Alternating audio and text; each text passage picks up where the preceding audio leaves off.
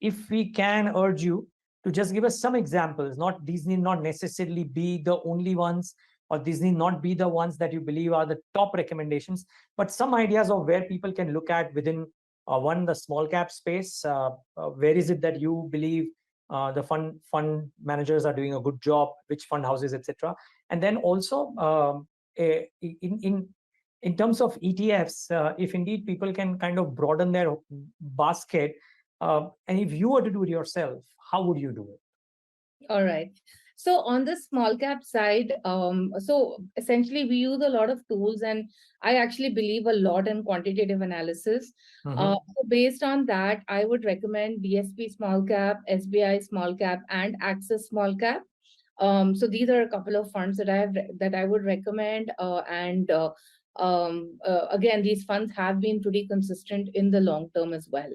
Now, on the ETF space, and if somebody really just wants to build a passive portfolio, then I would, of course, say pick up a Nifty 50 fund.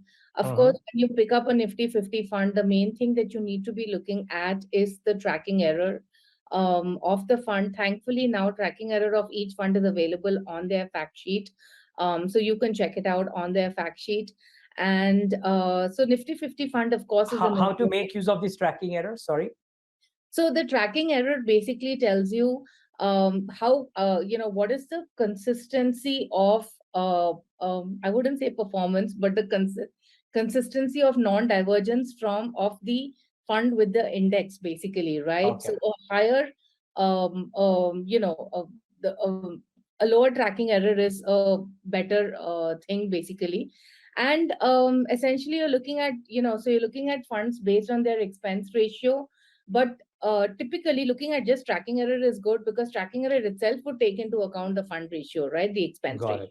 Right. So, of course, looking at tracking error is very important when you're looking at the ETFs. And I think a good basket of, let's say, a Nifty 50, a Nifty Next 50, a Nifty Mid Cap 150 should actually be good enough for anybody to really start off. Got it.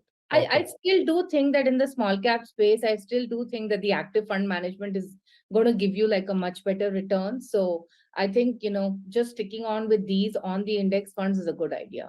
And viewers, keep in mind, these need not be the exhaustive list of what Mrin recommends, and what she recommends may change 3 months out as well. So you got to approach your own financial advisor or do your own due diligence. But yeah, I know a lot of you would resonate with what Mrin was trying to say. So maybe some of her thoughts could be useful for you in trying and building your portfolio or making some course correction thereof.